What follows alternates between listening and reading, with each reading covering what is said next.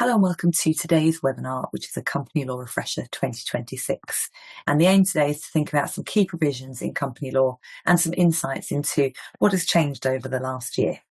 Lovely to have you with me today. If you haven't met me before, my name's Jackie. I was a corporate solicitor in practice. I worked and trained at Taylor Wessing in London, specialised in mergers and acquisitions in the projects team. I moved to the Northwest. I was at Panonis and Hammonds in the Northwest, again specialising in mergers and acquisitions, particularly private equity and venture capital. And one of the things I was very interested in back then was the implementation of the Companies Act 2006. So I was in practice for 10 years. I left practice, I moved to teach, and the very first thing I started teaching was actually the brand new Companies Act. But we've obviously moved on quite a lot from then. I've been teaching now for 20 years.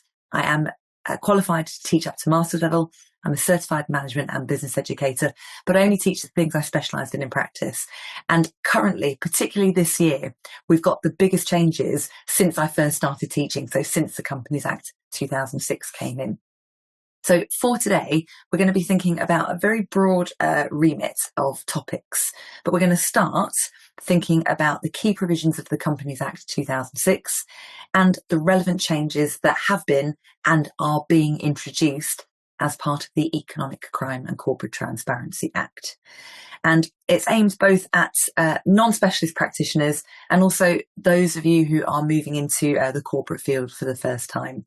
But you'll see it is a very broad list that we are aiming to cover today. So we'll start off thinking about key themes. Then we're going to look at incorporation. So we'll talk about incorporation as a company or as a limited liability partnership. And we'll make sure we mention identity verification under the ECCTA because we're firmly in the midst of that at the moment. We'll talk about directors' duties. We'll think about considering the Code of Conduct for Directors that was launched in October 2024. We'll talk about whether or not you need a company secretary and their role. And then we'll think about all things relating to share capital. We'll talk about allotment and issue of shares, share classes, shareholders' rights and remedies, capital maintenance and buyback. We'll think about shareholder meetings. We'll also talk about an enormous change that was implemented at the end of 2025 in relation to statutory registers. And then we'll just finish up thinking about the end of a company as well. And we'll talk briefly about liquidation.